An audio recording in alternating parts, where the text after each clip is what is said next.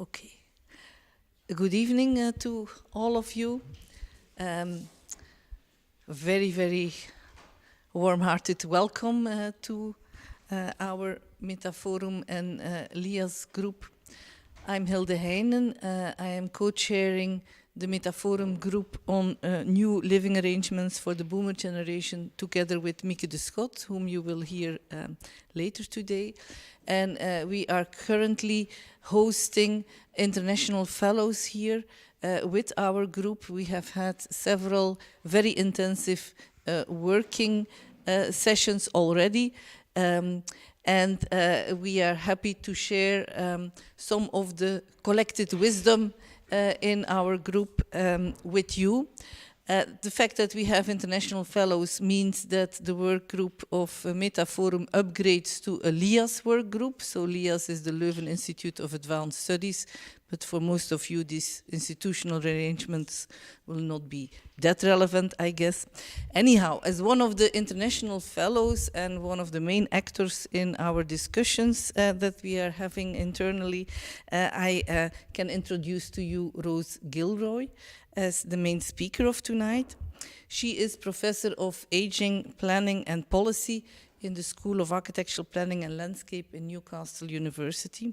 And she is also the Director of Future Homes Alliance, CIC, which means that she is not only an academic researcher, but that she also brings the results of her academic work into everyday life, into the field, into participatory and co-creative action researches with a bunch of people, especially, of course, older adults who are looking for new living arrangements. And I'm very happy that she answered positively, accepted our invitation, that she is part of our group, and that she will be sharing her insights about housing for the boomer generation, about living the good life in old age with us, mainly based off experiences in the UK, which she is very, very familiar, and I think we can learn a lot, if not maybe in how to do things, at least in how to not do things, maybe, but I leave it to Rose to explain better. Thank you, Hilde. And good evening, ladies and gentlemen, and good evening to those people who are on live stream. This talk is about me, but it's also about you. All of us, I think, want to live to a good age. But what exactly does that mean? And what's housing got to do with it? So I hope at the end of this evening, together we have had some deliberations on that issue. If I look around the room, I think most of us will come from countries where we have succeeded in adding years to life. Medical science, health and safety at work, better food standards, better environments have contributed to a normative expectation that we will live into our 9th decade or more. Unless we are poor, of course, because the poor die younger. So let's not be overly complacent about our achievements. But to be honest, my friends, adding years to life was the easy bit. The much bigger challenge is how do we add life to years? If you're going to live to 86, will it be worth it, or are you just going to be doing time? As societies age, it surely becomes more apparent that the older age group is incredibly diverse. We are cross-cut by gender, sexuality, ethnicity, culture, faith, disability, family circumstances, caring responsibilities, wealth, social capital, class, and of course age. It is perfectly possible, particularly in a housing context, to be seen as an older person at the age of 55. Anybody here who is 55, feel free to be annoyed about that. You can spend half your life as an older person. That doesn't feel right, does it? But as societies have aged, We have, now I'm conscious, where am I going to stand? I'm not going to block your view. Right, I think I'll stand over here. We have come up with a basket of terms to talk about later life. So what I want to do is to dig into those. By the way, I never show this postcard to my students because they're going to spend an hour thinking, who's Van Morrison? So I'm expecting this to be a more enlightened audience. But I want to dig into these terms and think, when we talk about later life, do we actually know who we're talking about? One of the terms which has had most traction is the idea of the baby boomers. But who exactly are they? Are we talking about the first wave, front wave, born in about 46, 47? So they're about 77 years. So younger than the Rolling Stones and the remaining Beatles. There's something to think about. What about the middle boomers born in the 50s? Yes. John Lydon, who was known professionally as Johnny Rotten, singer of the British punk band The Sex Pistols, is 67. And the poor man has recently lost his wife to dementia. She was a little older. Or what about the last wave, born in about 63, so around 60 years? It seems to me we've created one term and we've stretched it over quite a lot of different kinds of people. What about the third age? This, in many ways, equates to the classic idea of the boomer. Somebody who was healthier, wealthier, partnered, up for a challenge, maybe starting a new business or traveling. This can look intensely middle class, and you think, okay. I think one of the issues about thinking about aging and providing a better life with and for older persons is it's very easy to be stuck on the how do we do things for people who've already got lots of resources, physical, social, and financial. So what happens to other people? So I'll be thinking from time to time, reminding us that we need to think about some other people. But thanks to Peter Lanslett, we have also the term the fourth age, which he also calls decrepitude, but let's not call it that. The fourth age, I think, is the scary room of life. We put all the things which are frightening. Bereavement, loneliness, infirmity, incontinence, cognitive decline. Scary. Our late years needn't look like that. But, as we know, the future is unwritten and life is not for cowards. So it might. So how do you know when you're old? Is it about chronology? A few years ago, I sent a lovely birthday card to a friend. It was a little girl blowing out the candles on her cake. And it said, be any damned age you want, maths is overrated. And I absolutely loved that. I thought it was great. What about rites of passage? Things like retirement. So, I am drawing my state retirement pension in the UK, but I'm also working full-time, so am I a pensioner? Increasingly, people are in those blended sorts of situations. Or does it come down to when we start to become part of the fourth age, what my mother would have called feeling your age? Is that when old age starts? And what about all those people who say, don't talk to me about getting old, I'm forever young. And I can't begin to tell you how many billions of pounds, euros, dollars are spent in the beauty industry. What the singer-songwriter Joni Mitchell would have called vain promises on beauty jars. Now, is this all some silly Peter Pan syndrome? Though actually I'm a bit ambivalent on this. To deny aging is to deny life, because life is about change. But if we live in ageist societies, which say that older people are incompetent, and the images are of wrinkled hands, well, who would want to identify with that? So what we can take from this is that old age is not necessarily what we think it is. What we need to do is to kick out the stereotypes. Some of these have been formed a long time ago, and they are still informing our service and housing offer. We need to rethink what is later life, what are the needs, and more importantly, the aspirations of a changing group of people. How do you appeal to an aging punk rocker? If we want something a bit more scientific, we could look at the work of Joseph Coughlin. Coughlin is the founder and director of Age Lab at Massachusetts Institute of Technology.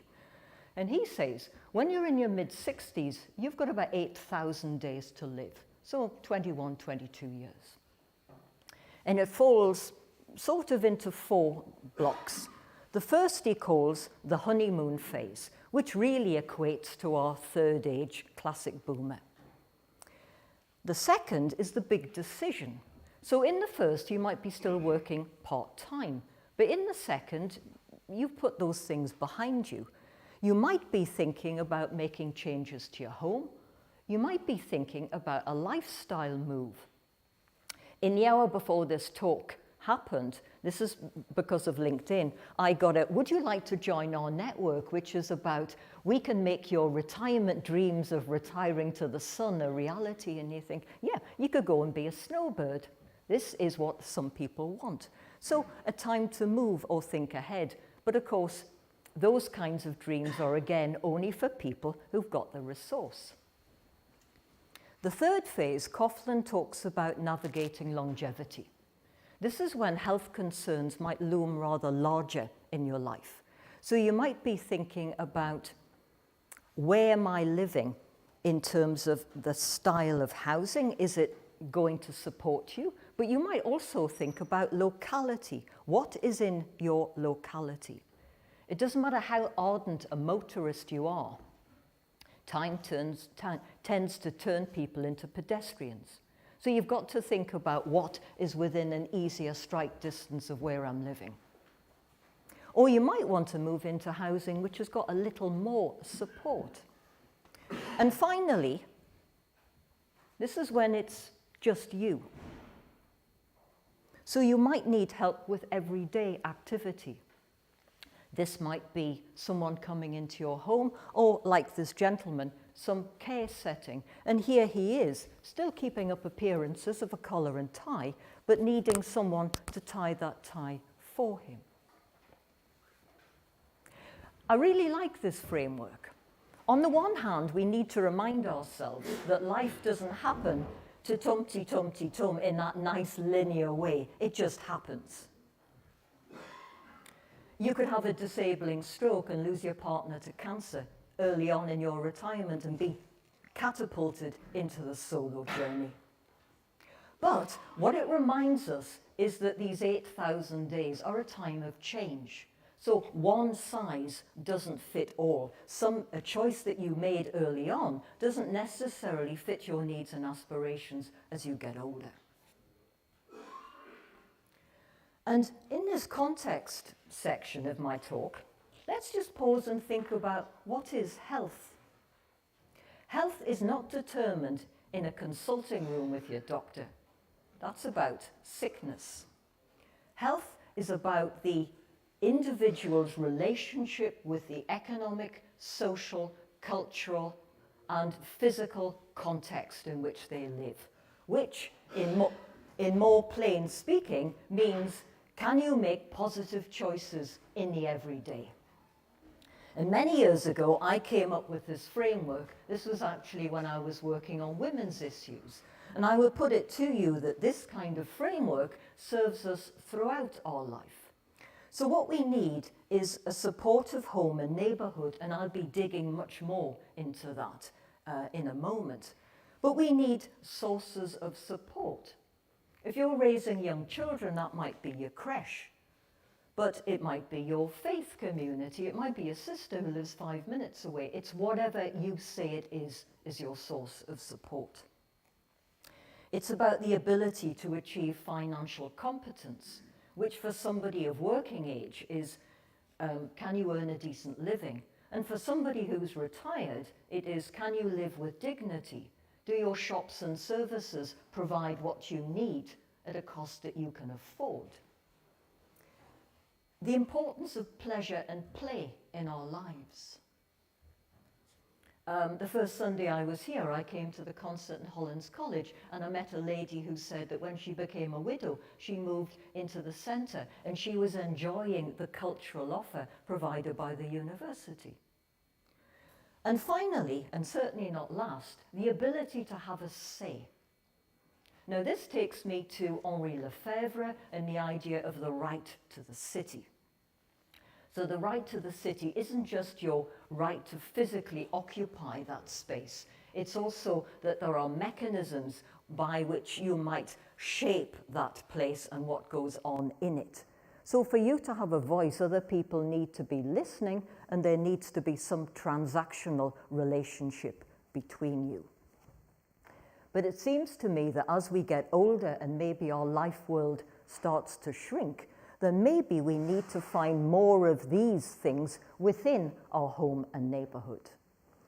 So you still need to find enjoyment, sources of support, which could be in your home, it could be people coming in, it could be assistive technology, it could be better design.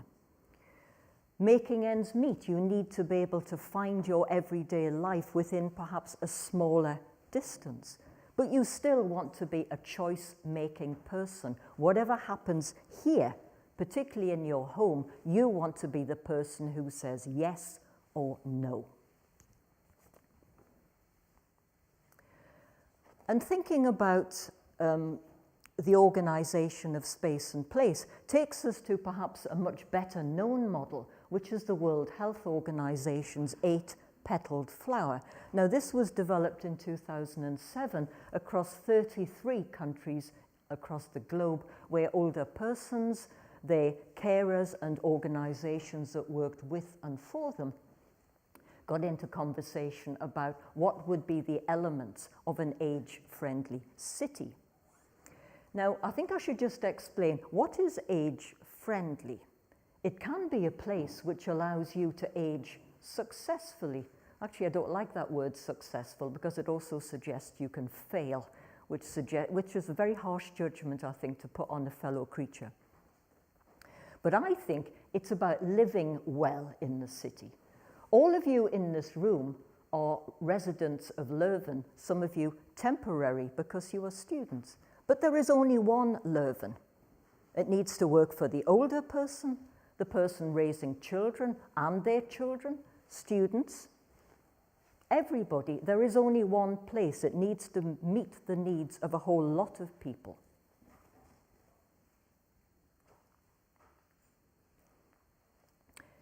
World Health Organization's model has been a catalyst for a lot of action, and I think, as Hilde was saying in her generous introduction, I'm the director of Newcastle's Age-Friendly City, so together we are promoting the voice of older persons and trying to promote action which would support living well in place. But really, the model exists at too high a level for placemakers to get a hold of and make something of. So let's come down a level and see what models we have. I really like this. This is Architecture and Design Scotland's town centre living, a caring place. Now, for those who are unfamiliar with Scotland, I'm just filling a little bit. Scotland is not an independent nation, and the rights and wrongs of it being so is a debate for another evening. But it is autonomous in many matters, which includes planning and its legal system. So while England has the National Planning Policy Framework, Scotland has the Scottish Place Standard. ADS took that and fused it with the Scottish Government's political commitment to put well-being at the heart of all policy making. And they said places need to be caring. And I really like this because it's expressed in human terms. So you want a sense of support from people, a sense of purpose, that there's stuff to do, which is meaningful. You're not just filling in your time. A sense of worth, that you feel valued. And I would put it to you that many people probably die prematurely because they don't have a sense of purpose or a sense of worth. What am I getting up for? Who cares if I'm alive or dead? And finally, a sense of place, that there are familiar surroundings. It's a place to come home to. And I must apologise, this is much too detailed and too small to be of value really to you. But what they have said is, to achieve this, what we need is a mix of 4 things. A green infrastructure, a transport and digital infrastructure, a housing infrastructure which is intergenerational, so everybody has decent housing, and finally a community infrastructure. So it's action on all of those fronts which together will make a caring place. But there are other models. This has considerable traction across the globe, and that's the idea of the 15 or the 20-minute neighbourhood. The number of minutes really is immaterial. The idea is that within a short distance, hopefully taken on foot, but possibly by bicycle, and if you really have to, then by motorcar, then you've got all of the things that you need. And this equates really to my everyday life framework and also to a caring place. So you've got green space, you've got housing options, you've got facilities, amenities, including health and all the rest of it, and education. And I've added a rather cynical comment. It's fine, but it's another middle-class option. When I think about my city of Newcastle, there are a few naturally occurring 15-minute neighbourhoods. They are middle-class areas. People there have the level of income to support a range of retail, a range of restaurants, wine bars, places to have a coffee, etc. But there are other places in my city where you have a degraded environment, a higher crime rate, there wasn't a lot of shopping, and some of that has gone because of austerity or COVID. The green spaces are perhaps vandalized. Yes, there's a transport network, but so what about aging in place? There's another global idea that's in traction. And in some countries, you have to age in place because you've got to do it. It is the law. If you're aging in something like that, well, hey, fabulous, aren't you blessed? But if you're aging in a poor neighbourhood, what's that like? What's so marvellous about that? And all of us, to be frank, have had some experience, whether we are older people or not, because during lockdown, we all lived in small places and we got to evaluate the quality of our home and the quality of our neighbourhood. To what extent was it working for us and to what extent was it not? So we got a little window into the experience of aging in place. For some people, aging in place includes the home in which they're living. And this can be an intensely emotional experience. This is Vera Bolter's little poem. I'm part of my house. My house is part of me. If I lose my house, I lose part of me. The lovely work of Graham Rolls when he talks about somebody wearing their home like a glove. I absolutely love that, this idea that it's almost indivisible. You become part of the structure and it's embedded in you. Joe Coughlin talks about marriage, mortgage, and memories cementing people into a particular place. But again, in the spirit of accept nothing, question everything, is this still got the same traction? Many of us now are much more mobile, and there's an expectation it will be more mobile throughout our lives. We have packed up and put out our home in many different settings. So is this something which has still got that, that deep emotional tug that it's always had? Or is it something which is passing? And indeed, what is it to be at home? Yes, there's the emotional content, but I think part of this also is the idea of environmental mastery. So if you're someone who can no longer get in your bath, or more embarrassingly, you can get in and you can't get out, and I've heard so many funny stories from people about that, Or you can't use your kitchen anymore because you can't do that, and you can't do that, then are you at home? Because your house is screaming at you, you're not competent. Environmental gerontologists talk about person-environment fit. And at this point, you might feel that this is broken. But to be honest, this is not a reason to move house. You know, this is not rocket science. You can take somebody's bath out and put in a walk-in shower or give them a wet room. There's all sorts of things you can do in kitchens now. You can get kitchen cupboards which go on little motorized things which wind up and down your wall. You can have a a sink that winds up and down. Cupboards that pull out on little casters, you know. These things are perfectly possible. So there's no need to move because of that. But you might live in a house which has got a flight of sandstone steps up to the front door, and there might be a lot of environmental issues which are stopping you successfully aging in place. Which gets me to I'm going to get on my little soapbox here. Why can't we just build better housing? In Britain, we are obsessed with home ownership. It is a bit like Orwell, you know, 2 legs bad, 4 legs good. Owner occupation is everything, and everybody is on, you know, let's try and be homeowners. My students are in despair because I don't think they'll ever achieve that. So we talk about this as a ladder. The big struggle is getting your foot on that first rung. Ooh, yes. And then you're climbing up the ladder. So you start off as a young professional in an apartment, and then you couple up and maybe have children. And so in Britain, you need a house because you must have a garden for your children. So you're having a terraced house, and then maybe you work up to a semi-detached, maybe up to a detached, and then maybe to something with a better address and a bigger garden, and all of this until you get to the point where you think, you know, I can't face decorating 5 bedrooms. Do we really need all of this? Which doesn't mean that you're going to downsize, but it might mean that you want to right size. So you don't necessarily want a lot less space, but you might want it differently configured.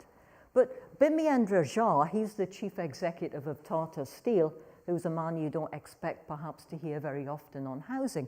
This is his foreword to the Agile Aging Alliance report, Neighbourhoods of the Future, from 2019. And he said, look, let's stop thinking about this. Let's have a new paradigm, a new way of thinking. Instead of moving up and down this ladder, and every time you have a life change, you think, oh, I better move house, or extend this, or whatever. Why can't we think about housing as morphing?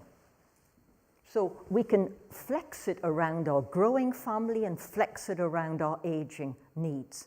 So why can't we do that? And that's my call. Why can't we do that? You know, and there's a cynical response because of the dominance of the private builders who want us to move because they make more money out of us. But that's a very cynical comment, Rose, in spite of it being the truth.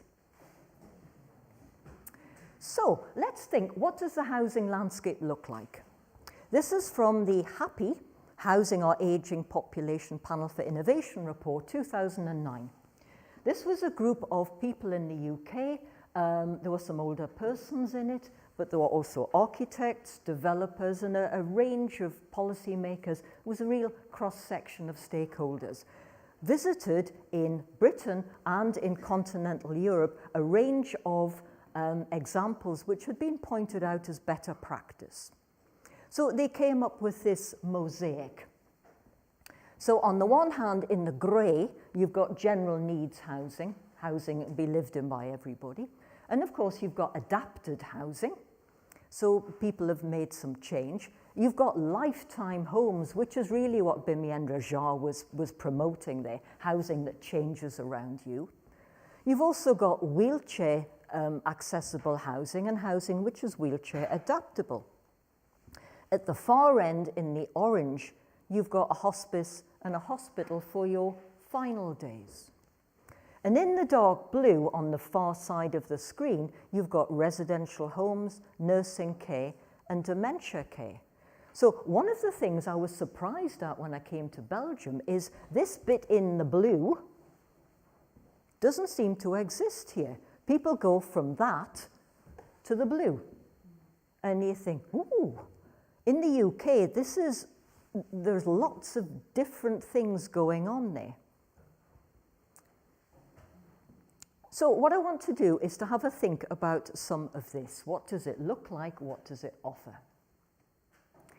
At the lightest side, this is what you might call housing with support. There is what you might call concierge plus. And I give you an example from my own experience. Many thousands of years ago, before I went into academia, I worked for my municipality. And I used to write briefs for architects for retirement housing, or as we called it, sheltered housing. Now, isn't that a patronizing term? As somebody said to me, what are we being sheltered from? Is it life? And you think, oh, that's a very good point. Yes, fabulous. Let's not use those patronizing terms. We got to a time, we were building retirement housing, and we got to a time when there wasn't any money. Government hasn't necessarily been terribly in favour of social housing landlords increasing their stock. So what we did is we thought, right, what are the elements of retirement housing? Can we unpick them and put them in housing that's already there? So you think, right, you've got secure door access, you've got level accommodation, you've got good levels of heating and insulation, you've got a presence of a caretaker. Think, right, fabulous. So we looked at our high-rise blocks, and Newcastle had 44 tower blocks, and a goodly percentage were let to persons who I would call post-child rearers, and some of those people were getting much older. What we did was we looked at those, and in blocks which were built on stilts, we built around the stilts, and we created a sitting room and a tea kitchen. The caretaker role, and you think, this is very gendered and essentialist, and you think, yes, it is, absolutely. The caretaker was usually a man, so it became a husband and wife team. One was looking after the building, and the wife, naturally, was looking after the more care and support. We also put in emergency call alarm. In another block, which was not stilts, when two apartments became vacant next to each other, we knocked them through and made a sitting room and a community resource in the middle of the block. So it was possible to be more imaginative and, of course, also more sustainable. You're not building afresh. If we go up a notch, the most common variant is retirement housing, which is available as social rented and also as apartments for sale. And there's a few developers who really, that's all that they do. These are 1- and 2-bed apartments. I went to a development a couple of years ago, which was fabulous. When you went in the door of someone's apartment, you had a little hall, and then you had a living, dining kitchen with a big kitchen, which was big enough for what we would call an American fridge freezer and your washing machine. It had a breakfast bar, so if you had somebody around for supper, you could be working in your kitchen and still chatting. French doors onto their own garden. 2 bedrooms, one of which was en suite. And this couple I was talking to, the lady obviously had the en suite, and her husband had the other bathroom. And the spare room, they use partly for storage, but also for a PC, because a lot of people think that should be in a separate kind of a space. But I thought, oh, wow. And there was an internet cafe. There was a room with a big screen so you could watch the royal wedding or the coronation or the World Cup. You know, there are some things which are best shared with a beer and a lot of people. But it was great. And you've got a manager, you've got a guest suite.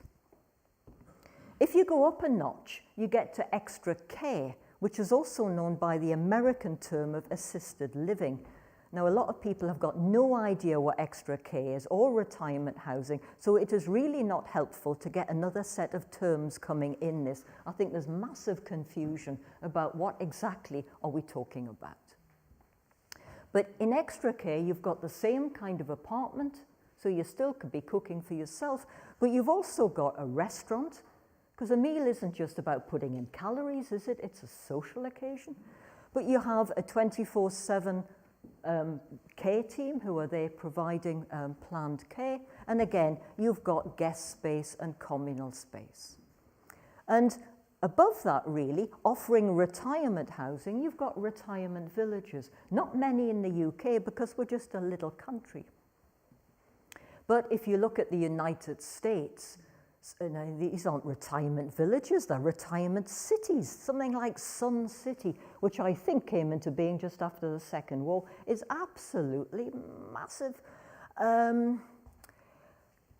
And you think, well, that's what happens when you've got a lot of space. And you think, would you like to live in that? And you think, speaking entirely personally, I think I'd rather be boiled in oil. But you know, if this is what you want, this is what you want. And it would be arrogant to say that's not what you can have. And I think what we need is a diversity of choices. But of course, you might be moving to those places not simply for the physical, but you might also be moving for the social because you get social connection. But you could have that in other ways. So this is an example of Homeshare. This is a British example, but it's not a British idea. I think it might have actually started in Spain, but correct me if I'm wrong. Here you've got Andy, who's 67, and he's given a home to George, who's 29, who's Romanian. And before we start thinking, oh, well, this is younger people moving in with older people to give them company, this is a two-way exchange. Here's a man who's newly come to a country, who needs a sense of home. He's got someone to come home to, and George has got someone who comes in.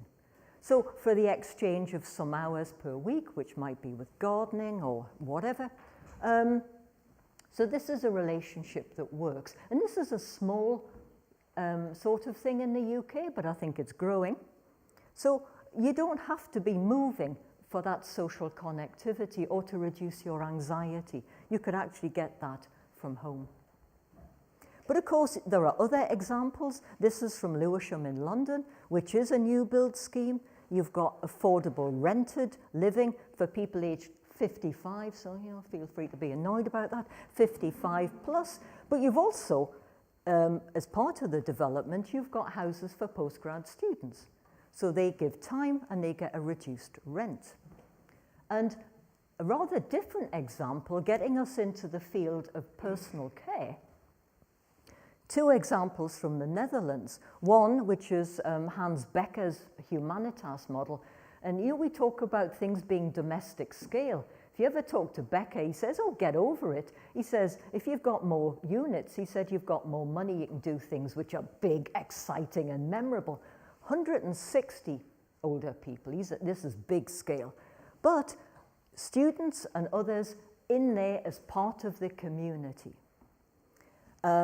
Another Dutch development, which is a dementia village, but also younger people. And a Danish example of older and younger people together. I like this because, you might want to live in an age-segregated environment. And again, it would be arrogant to say, well, you can't have that. If that's what you want, fine. But personally, I think it is much healthier to be living intergenerationally. And I can be quite cynical about this and say, what we shouldn't be doing is creating older people's ghettos, because I just think it's not the way to live. It's not the way a society looks. So I'm coming to the close now, but this is me again being cynical. Can I recommend these two texts to you? One is The 100-Year Life from Linda Grattan and Andrew Scott from the London Business School. This is a very readable book, and it talks about, if you live to 100, you've got to pattern your life differently. All of this learn, earn, and retire model, get over it. That doesn't work if you're spanning on this lifespan. And then you've got Joe Coughlin's Longevity Economy, where he's saying, look, business, you're missing chances here because you've got the whole wrong idea of what aging looks like. So we talk about this being a time of opportunity and expansion, but our housing looks like same old, same old. What we need is to get a hold of the idea of changing age and to be offering other things. Because it could look like this. This is Caroline Dove's book for RIBA, where she has commentary and photographs of multi-generational and collaborative and co-housing developments, both in the UK and in continental Europe. And this is Marmalade Lane. This is a co-housing development, which is for sale, and it's in Cambridge. It has older persons, it has child rearers, it has younger people. So it's cross-generational. This is co-housing. So people may be familiar with it, but for those who are not, it's the idea that you've got your own private space, but you've also got spaces that you share with other people. And what you share depends on you as a community. So on the left here, I really like this scheme. This is a former embroidery factory in Switzerland, which was converted. And you can see they've used the height of rooms, and they've used some of the struts to grow vines and all sorts here, so really exploiting the structure. Their shared facilities are a large meeting room, which doubles as a dining room, and you've got a kitchen and a gym. So that's what these people wanted. But on the far side is a co-housing development in Tokyo, again, which is multi-generational. And in the middle, this is from Denmark. This is where co-housing exists as separate dwellings, and you've got a common house. So if you had a multi-generational common house, you might want a kid's space. You might want a teenager space to avoid all those conversations like, you call that music? You can go and pretend you're Jimi Hendrix in a totally soundproofed space in here. Or you might have shared workspace if that's what you want, but it's for you to be in charge. Now, I really like co-housing because I think it speaks to the spirit of the boomers, whoever we think they are. It's about being looked out for, not looked after.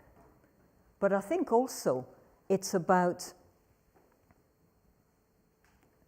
a sense of place, a sense of purpose, a sense of value, all of the things that we thought were important. And I think what we need to do, and this is, I think, aging is what you might call a feminist issue, isn't it? It is both personal and political. It is something which is happening on a societal and a global level, but it's also, it's about me and it's about you. How are we going to age well? And realizing the role of place that might play in this. So, my takeaway points. Later life is intensely dynamic and subject to change. You don't just at 65 become, and that's how you are. So, let's kick out the stereotypes and get in touch with reality.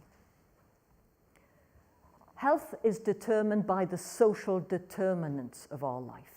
So let's recognize the role of place, let's invest in place, and let's think about the role of housing. We could be building better housing which suited us throughout our life, but we're not. But we could make adaptations so people could age well in their place, if that's their choice. But people might also need social connectivity, which you can achieve through a well-established neighbourhood. You could achieve it through services coming in, or through home share, or indeed through moving. And finally, move-on options, I think, need to be more imaginative. We need to get a hold of the idea of aging and respond with, if you want, a much broader offer than we have. So, can I thank you for your attention?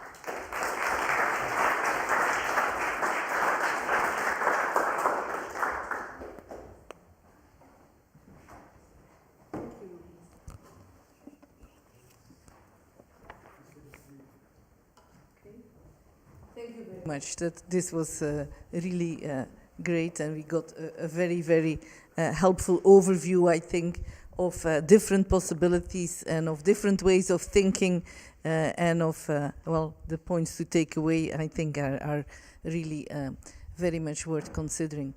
We have two respondents, Mieke Deschodt, who is a research professor in nursing and care at this university. She will probably be the first one to respond, and afterwards it's Pascal De Decker, who is a professor in the Faculty of Architecture, and his field is housing and urbanism. Sure. Yeah. Okay. Good. I will also stand up. It's a bit easier. I like to walk around. So thank you, Rose, for this very kind introduction, and also Hilde for introducing me. So my name is indeed Mieke Deschodt. I'm a very proud nurse, not only a researcher, but in the first place a nurse. And I always used to work on the acute geriatric ward in the hospitals here in Leuven. So that's a bit what my background is. And as a researcher, I mainly focus on models of care, care organization, how to take care of frail older people. So especially in the acute phase. So that has always been my focus. And as a nurse, I focus then on what are the roles of nurses, of advanced nurses, to take care within these multidisciplinary teams for older people. But during COVID changed a lot for a lot of people, and it also did for me. So as you know, there was a shortage of nurses in the COVID waves. And so they were actually calling up on nurses. And I had been out of practice for, I think, almost 10 years. But still, I felt the urge to go and help out. And the nursing home, the local nursing home, asked for nurses to help. So I went to offer my services. And I worked there for a month at the COVID ward. And I must actually say that changed a lot. It changed my research perspective, because I'm now doing research in nursing homes.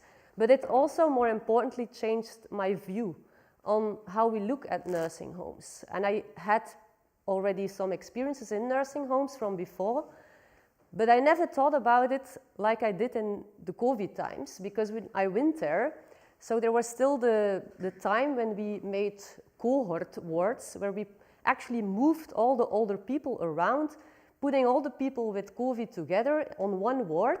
And so they actually were moved away from their room, but their room was their house. And it was not until then that I actually realized that, because of what they told me. And the image that I still had from my first day, I remember, because the wards were like separated for the clean part and then the infectious part, is that in the nursing homes, they had made a wall with all the furniture of the older people. Because the furniture was taken away from the rooms, and actually to make a wall, because there was no equipment, everyone was inventing. And for me, that was an eye-opener. Like, this is people's homes. And when I was going in the rooms, that's what people told me. Where is my furniture? Where are my clothes? Where is my room? When can I go back? And I was there as a nurse to take care of IVs, wounds, palliative care, because people were dying. There was a lot of mortality in the first weeks. I negotiated with Professor Tournois, discussing wounds and medical care. I remember to say, what should we do with these people and what should we take care of? But that were not the questions that the older people were asking. It was not about care. It was about living in all its aspects. So that's why I would like to add that, and nursing home is only a very small part of aging and living well, but it is. And I wanted to take this opportunity as well, because there is a lot of negative image in the media about nursing homes, that there's a lot of good things going on there. And that's also what I saw. And that's often an eye-opener when you go there. First, some facts that I would like to highlight, and maybe first a question. Does anyone has an idea what the percentage is of people 75 and older living in a nursing home? About 4%? Yeah, very low, indeed. But still we get the idea, if you see the media, that it's more. And it's actually only around 5%. That's still a lot of people, and we should pay attention to that. But, and I think that's what is very important, going back to Rose, her talk, is, yes, there's a lot of other things that we need to think about. And yes, there is also that aspect of nursing homes. What is also a fact is that nursing homes have changed over time. About a decade ago, nursing homes were actually kind of intergenerational, And for some people, it was a choice to go there. Now it isn't anymore. You need to be dependent to have an entry ticket. So indeed, the group has become more homogeneous, and that adds to that negative image that we often have of frailty and dependency. So the average stay is now around 2 years in the nursing home. So that's not long. In contrast with that, and that's very interesting, in Belgium and Flanders, the policy has also shifted. So in 2019, we have a nursing home decree, which actually states, and that it's very important, that the 3 functions of a nursing home are, and now it's going to sound very weird in English, living, and care. Which actually in Dutch, I will translate it, it's wonen, leven en zorg. And it translates the same in English, but I think that's actually a good thing, because it points out that living is probably double as of importance than caring. Although we as care workers, me myself included before COVID, go in with a caring perspective. And that is in contrast with the actual need of people living there. So that being said, I think that's important, and I want to highlight that as well, that within the nursing homes, and we are often in contact with directors, there is a shift in vision. There is a shift towards living is important, and they are changing. That is the case. So there is an openness towards going, for instance, from large-scale nursing homes to small-scale nursing homes or living units. The challenges, however, are often barriers that affect that you have a building standing there, and that the architectural possibilities are not often there, so that takes time. So the speed of implementation of a new vision in terms of living possibilities is often a barrier. What I also see is that there's also the multifunctionality of nursing homes is also there. So we have put a lot of investment in putting new functions in nursing homes, a restaurant, a playground, so to go for that intergenerational perspective and having multiple functions to change that vision. So indeed, I want to say nursing homes can be an option, but they should also not be the only option. And I think you highlighted that as well in your talk. It's only 5%, but it's more homogeneous than it used to be, but it's still a lot of different people with a lot of different needs. And that is true that if you go to the website of the Flemish government, you see indeed that they actually literally say, well, you have to try to live at home as long as possible, and if that's not possible, you go to assisted living or a nursing home. And as you said, these middle options, they are rare. They do exist in Belgium as well, but we do not know about it, and people do not know about it. There's no list, so it's individual initiatives of people trying to find solutions. But it means that there's no vision behind it, and I think that's my main call, that as a society, that's what we choose. We choose what is a priority. We choose what the vision is. We choose the value of older people in our society, and that's where we can make a choice, taking into account that the implementation takes time, but vision needs to be developed right now. So 3 main messages that I want to finish off with is, first of all, what can we do within the nursing homes in view of aging and living well? There's a lot that we can do and are doing. Second, then, how do we fully integrate the nursing home within the society, taking into account the principles that Rose has highlighted? And third, what options do we offer? Is the nursing home the only option, or what are we ready or willing to do as a society to make it not such a black and white decision? So, thank you.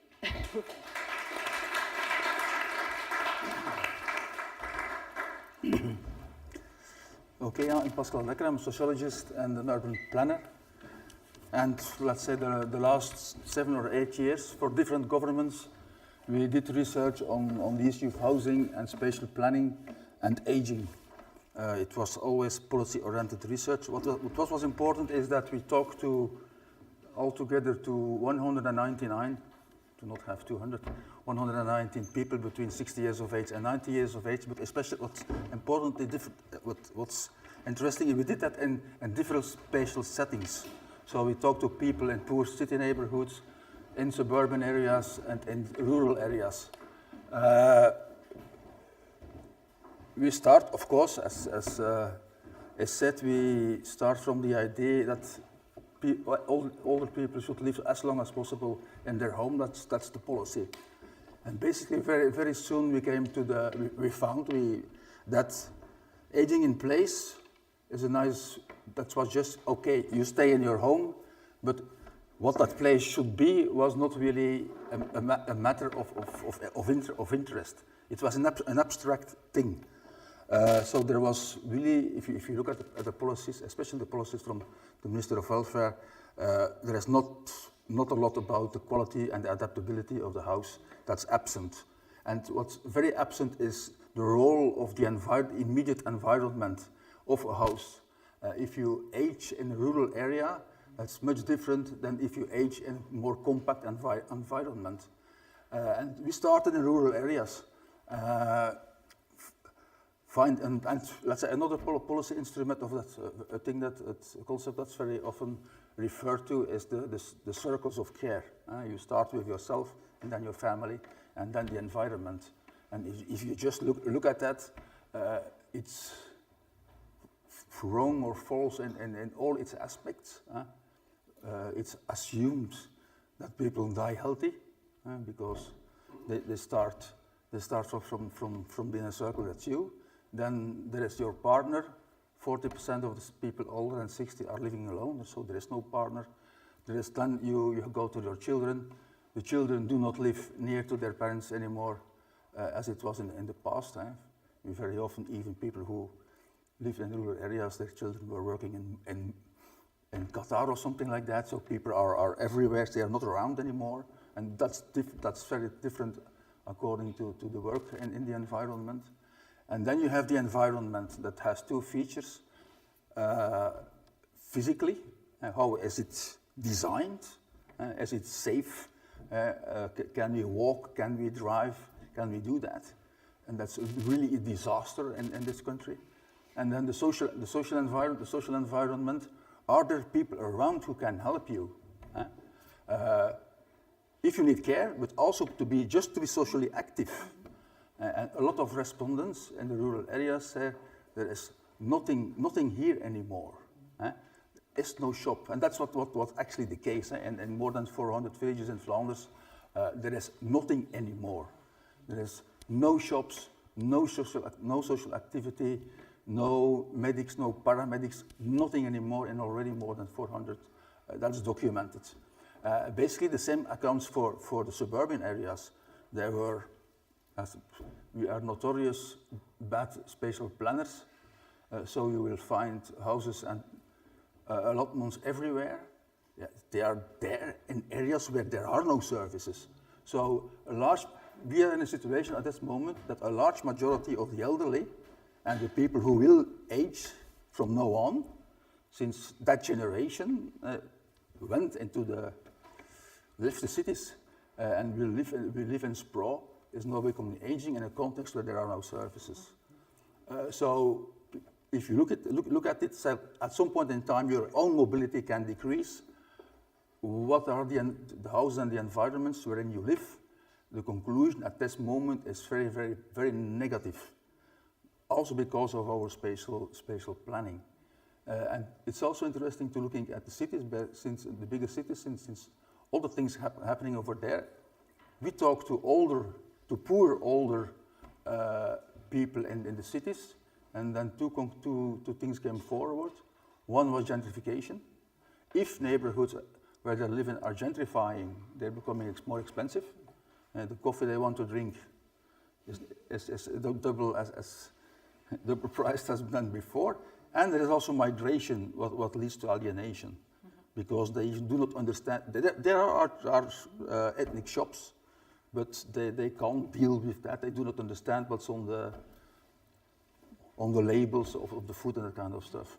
So partly, at least the situation, I'm very pessimistic about that. The situation when we are now, due to a combination to focus solely on aging in place, in the combination with our spatial planning or spatial non-planning, in combination with the separation between housing domains, the spatial planning domains, and the welfare domains.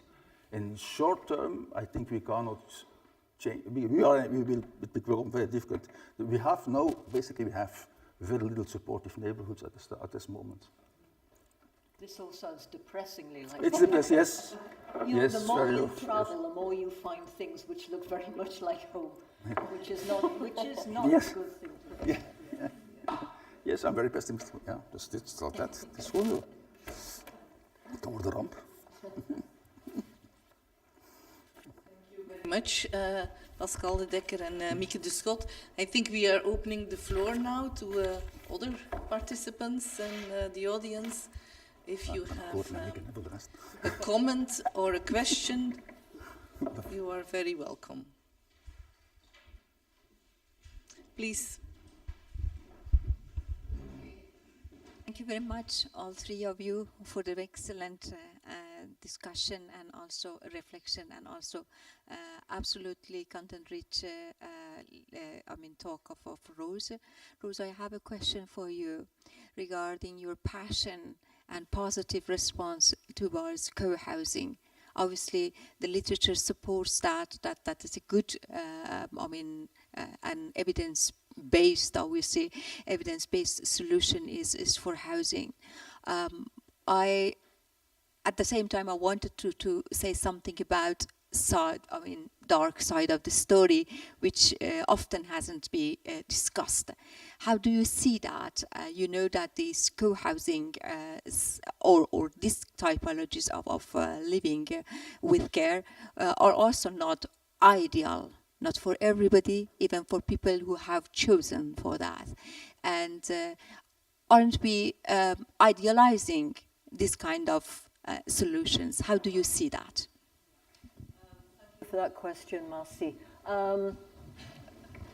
I think you may be right. What appeals to me, I suppose, is the spirit of it. This idea that it's, I think in the UK, but I suspect this is a universal. Most people dread being a situation where they will be looked after, and perhaps, you know, this idea about moving into residential care or nursing care for some people is a, you know, please no, not that. This idea, rightly or wrongly, that you will stop being someone who makes choices for you, that you will be in the hands of other people, and that being, having a loss of identity.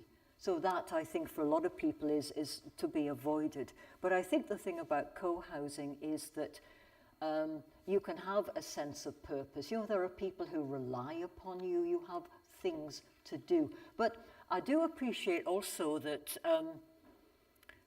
the one I'm most familiar with is the one in London, which is by the Older Women's Co-housing Group, which is usually shortened to OUCH. And they development, which took 15 years of talking. Some women went to their maker before it was a spade in the ground. Of course, this is London, trying to get a site and afford it. Ouch, really difficult. But they've got numerous committees and things. You can be on loads of things. And I suspect, you might get to a time where you think, just leave me alone. I don't want to be bothered with any of that. So, as you rightly say, it may be a choice that appeals to people. It doesn't appeal to everybody. Some people might think, oh my goodness me, no, that's just not what I want.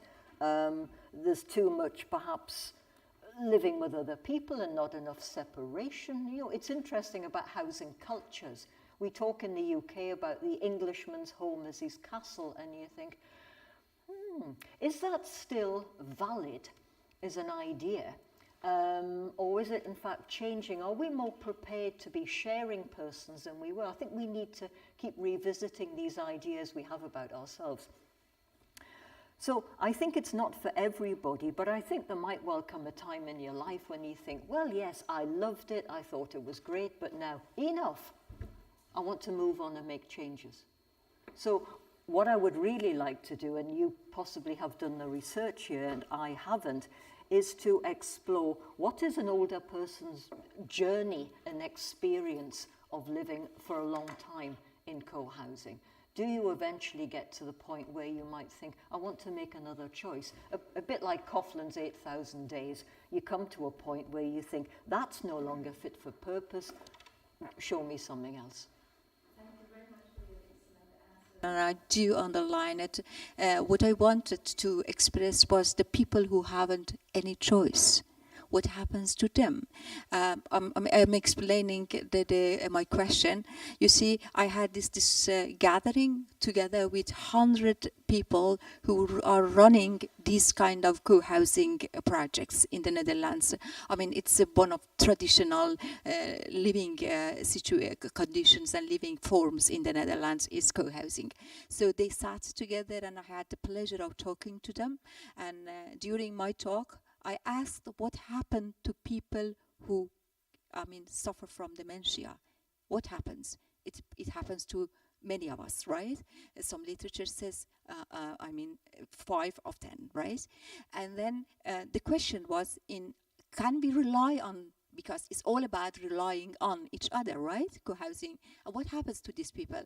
In all cases, talking about 100 different co-housing projects in the Netherlands, in the whole country, and for just one organization said, we make the situation, change the home organization for this very person who could stay and who could live there.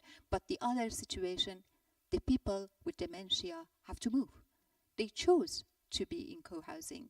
They relied upon each other, but they have to move.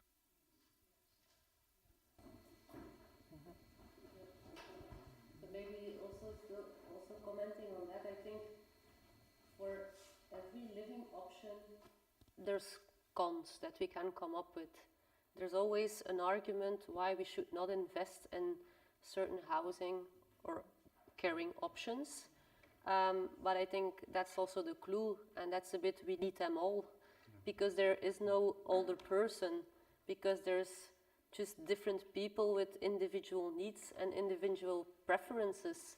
And I think if it fits a certain segment of the society, that we should invest, because we will need different options if we want to, value our choice of liberty, of freedom, of choice. Then you need choices, because if there's only one option, there's no choice. And I think that's, I'm more a positive thinker, maybe because I still have more time to believe that a changed vision will have an effect.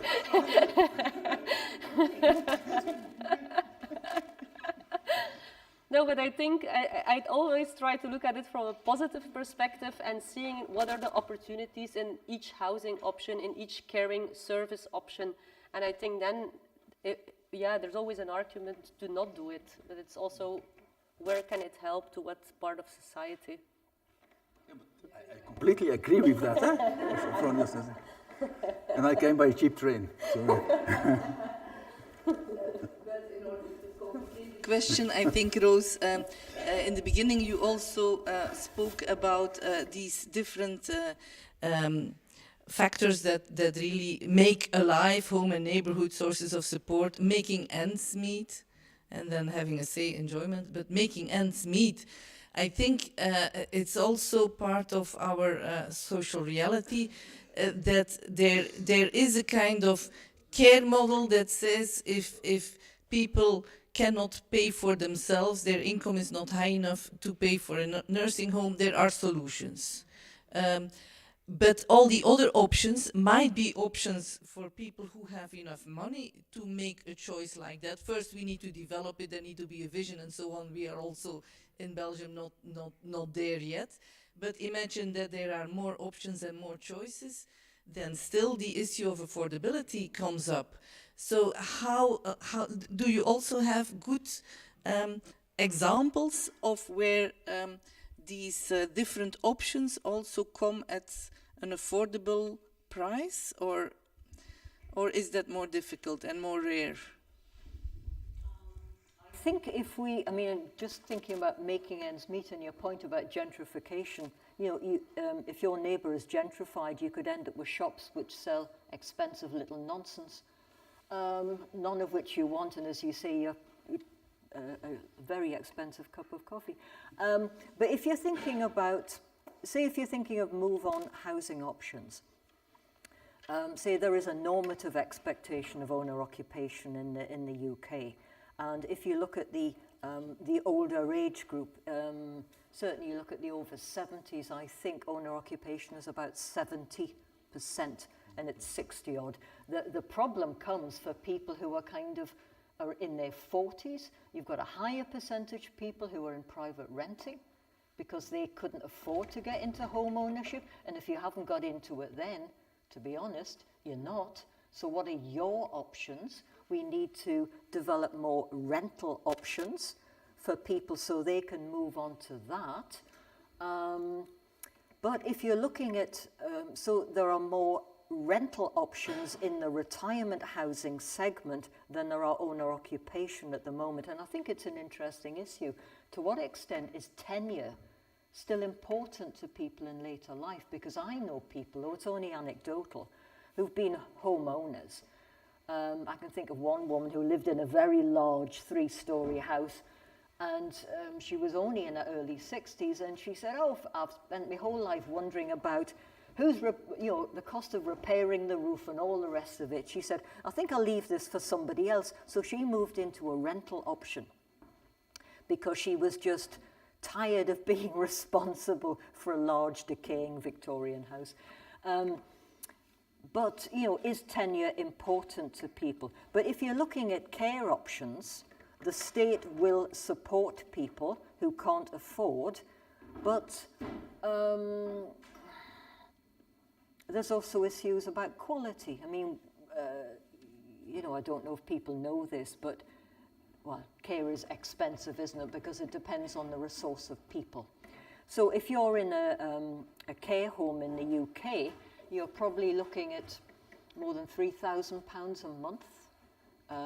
For nursing care, more than 4,000. Dementia care could be £5,000 or £6,000. And you think, ow.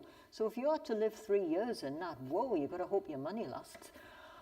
Because if it doesn't, then the state will not support you in something which is, if you want, top end. It would support you in something which was more modest. So taking your point about people being upset at the loss of their room, you might be moved from a care home where you have a relationship with the staff, relationship with other residents, and this is your home, and you get moved to something else, and you have to begin again with a new set of people, because that's how it works. It's about the money. It's not about the person. Even on top of that, if there are 70% homeowners in the UK, what about the 30% non-homeowners? Yeah. Do they have options? Well, if you are living in rental housing and therefore you've got no collateral to put on the table, then you are looking at rental options. To be honest, it doesn't matter which sector you look at. If you're looking at retirement housing, there probably isn't enough to go around. And what the developers of retirement housing say, it's because people don't know about it. And I take the point about that. I think there's not a lot of information. And as I was saying in my talk, there's a lot of confusion about, so what is it, and what's extra care, what's assisted living, what does it actually mean? And I think there's considerable confusion. It's very hard to make choices if you don't know what this all means. But that's one part of it. But I think, if you go into the average, I was talking about these 2-bed units, which I've seen, which actually was social housing, and you think the innovation that's happening in social housing.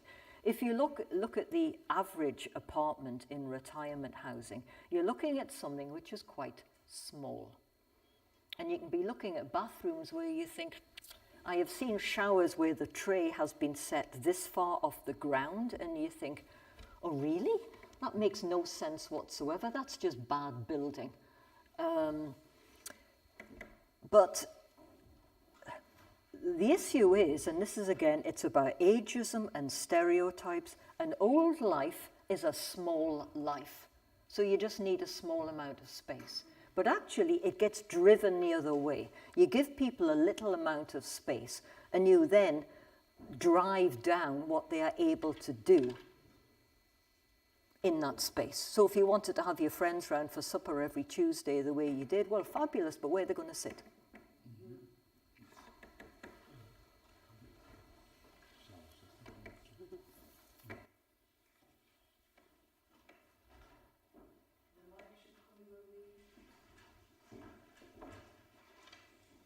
Thank you, Rose, for your excellent talk. I was just wondering, because you mentioned in your presentation, like we should rethink housing, aging in place. If you were the one to be giving advice to policymakers, what would be your number 1 or number 2 or number 3 priorities you would give? Question, eh? Yes, okay.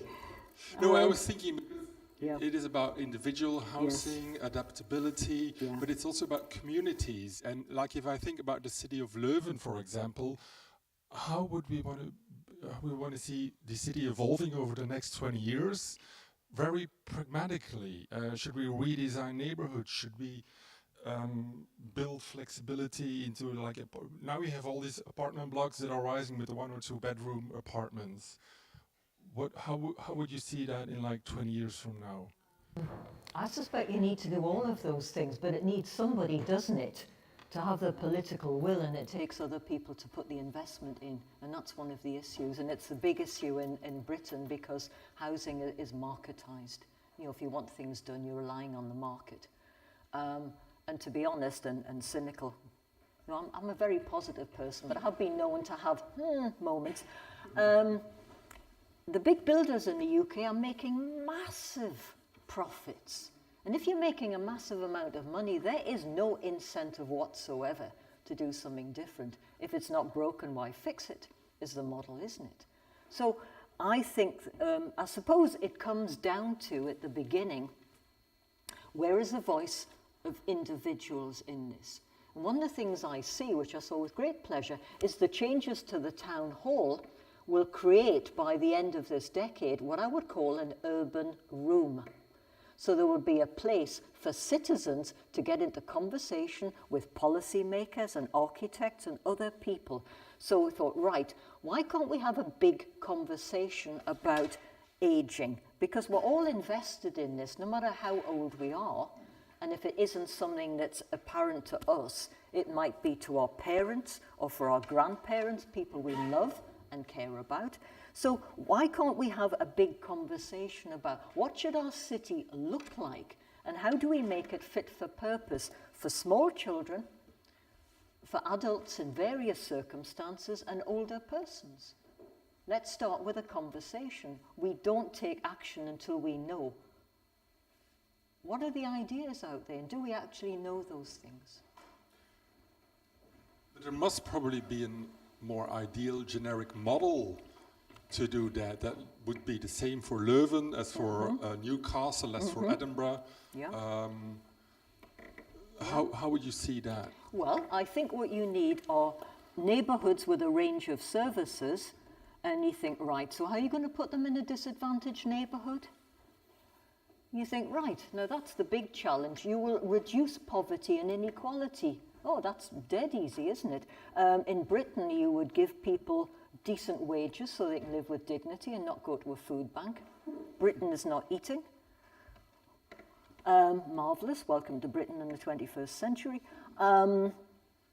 And if you are on benefits, then can we have a return of humanity to our welfare benefit system? Because that has gone and we've ended up with a much more American model, which is hard. And if you are living on benefits, you are having a hard time in my country. So I think you need to make changes to that, because without income levels, you can't keep those resources going. And you think, now that is a big challenge. How do you end poverty? Think, oh, well, yeah, okay, I'll do that by the end of next week. So you have to, wherever you are living, there needs to be a reasonable range of services there. And then you need to have transportation to link those things to the next range of services. You wouldn't expect to find a hospital in your neighbourhood, but you'd expect to have an easy journey to find it. And then you need a range of decent housing which supports people at a range of generations. None of this is easy. You know, all of these societal problems are mired in complexities, aren't they? And you pull one little bit of this, and you've got to make a whole lot of other things happen. There's also a question from people following the Sure. live stream from the VUB. It is about the precarious groups, financial precarious groups. They are mostly interested in qualitative housing and not so much in, at first place, in collective housing or in housing in solidarity, the co-housing project you suggested. So are there experiences from the UK? How do you match these things? So it's not so easy to create qualitative housing and afterwards make it a kind of solidarity project. But are there good projects there in the UK that you can refer to? I think there's less politics around collaborative and co-housing. I know in many countries, you know, this is part of, if you want, a stance, a way of collecting yourselves. I suppose this is political with a small p in Britain. Co-housing, collaborative housing is often thought of as, well, yes, that's just another middle-class option. It's for people who've got a property to sell, who've got the social capital to engage with others, know how to reach consensus so you don't end up fighting with each other all the time.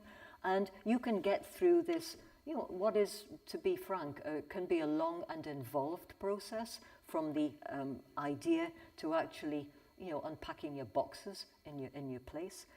And I think there is some truth in that. But nevertheless, there are examples in the UK of more what you call mixed tenure models. So there are opportunities for people who are in rental housing, who've got nothing to put on the table. I'm not sure there are, oh, actually, when you look at Denmark, you think there is a country which has quite a lot of co-housing, and as far as I recall, is very much committed to the idea that this is part of an affordable rented option. It is not associated with home ownership. So there is a different mindset to this, that it's grown up out of, if you want, a stronger welfare state, and if you want a commitment to sharing and you know, joint living, if you want. So I think if we want to look at good examples, I suspect we need to look at the Danes. But of course, much depends on context. If I think that the Danish model is excellent, you think, right, but can I dig that out and transplant that into a UK soil? And the answer is possibly not, because it works within that context. And to go back to Massey's excellent question, one of the things which has been suggested about co-housing is that maybe we ask too much of it, particularly in the UK, where much of the, if you want, societal structures are being eroded because of this neoliberal ideology. So many of the things which were neighbourhood support have been eradicated. So you then put all of that emphasis on this particular development, and that's got to support you in all sorts of ways. Whereas in many continental European countries, and doubtless in other countries too, that is partly shared by the neighbourhood resource and the broader offer of society.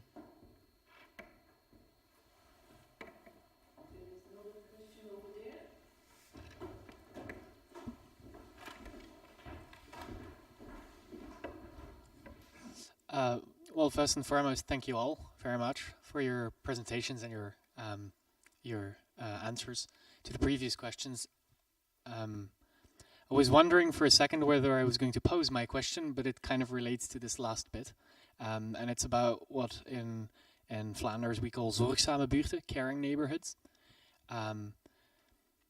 And it comes from also a kind of personal thing as a young person right now. There's a lot of emphasis being placed on caring neighborhoods. So the idea that indeed the neighborhood will take up a responsibility regarding informal caregiving and so on. However, as research by Pascal and stuff has shown many times over, what a neighborhood is a very complex thing. In a lot of our suburban or urban developments, can you even talk about neighborhoods? Recently in the newspaper we had a case in Brussels in one of these high-rise towers that's hosted by one of the OCMW, or CEPAS, depending on how you call it, social welfare structures, where there was a person who had died a year ago and no alarm bells had gone ringing. So, you know, these cases also exist in urban centers which are supposed to be looked at. From research that I myself am conducting, there's also this thing of in neighborhoods where there's younger generations, so this intergenerational thing, which is also a thing that you yourself have said I'm a fan of, which I would agree with, but there's also again this question of younger people moving into a neighborhood, not necessarily gentrifying it, but taking over houses from previous older tenants, and they have no connection to the neighborhood because their relationships are few and far between, or maybe even abroad.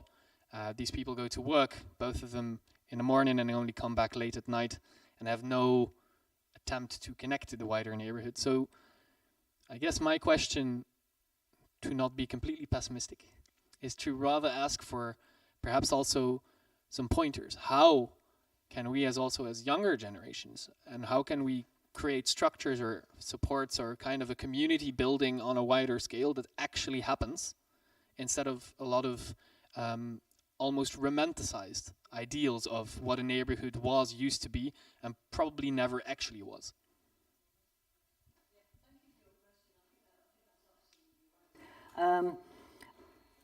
I think many of these concepts can be romanticized, and you think, are we harking back to a real past, or is there some imaginary?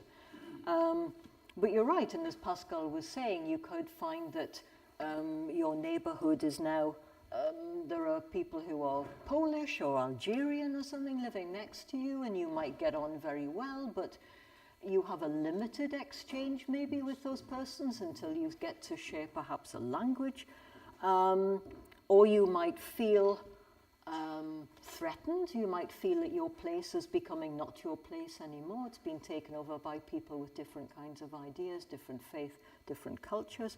So, and it's the same with neighbourhoods. Newcastle is a student city, and one of the rubs and tensions is students moving into areas and keeping their neighbours up all night with parties and things and dumping their rubbish in the street, and basically people thinking, students, and you think, yes, and these same people are supporting the fact that there are 3 supermarkets in this neighbourhood and there are lots of restaurants. So with the bads come the goods, and you've got to keep these things in balance. So I think you're right. We need to realize the complexity of a place, and if your tale of somebody dying behind a locked door in a tower block, we can improve is not at all the word. There was a scandalous case of a woman who really was invisible to her neighbours, was not known, and I think she had died 2 years before, and this was a social housing block, and her neighbours were saying to the landlord, there's a terrible smell from here. What's happening? Thinking, is it drains? Is it what? And the landlord shamefully ignored it all and did nothing. And eventually, this door was opened, and yes. So these things happen. I'm also thinking about Japan. Japan is a super-aged society. In Japan, and I don't know what the numbers are on this, some people, older people, commit petty crimes so they can go to prison. Because in prison you have structure, you have meals, and you have company, and you think that is a terrible indictment of a society. If somebody's life is just emptied out, so this is what they do, and you think, God bless us from ever having a society that looks like that. So I think when we look at age societies across the world, you can look at some aspects of Japan and think, let's not. You know, this is not where we want to go. But in answer to your question, I think there's two things that occur to me. Certainly in my university, there's a big, what's the word? Not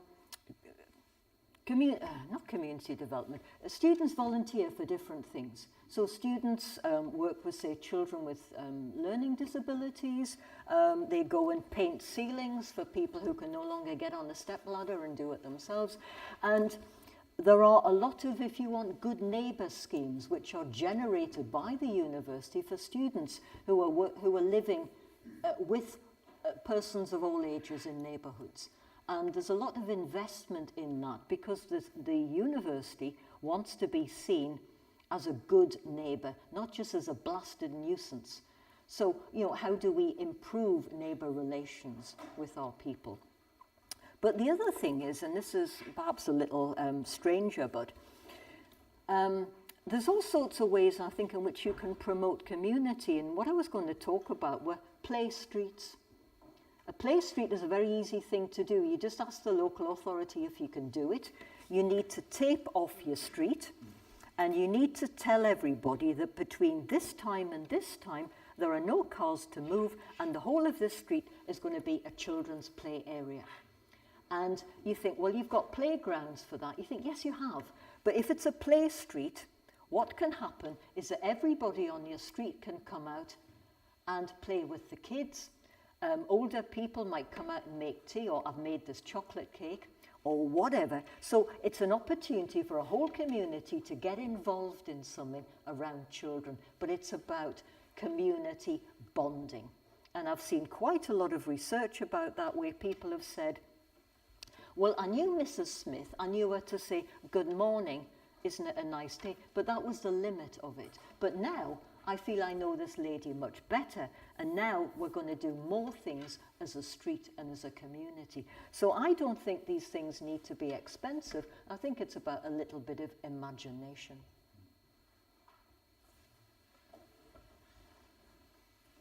There's still urgent questions? One from the live stream as well. So from the University of Hasselt, there's a question, shouldn't we trigger future older people on housing and well-being as well in an earlier stage, renters and homeowners? The question is again, if you have experiences in this respect. So if we shouldn't trigger future older people, young people now on housing and well-being, and how can we do that? You got ideas on that? Yes.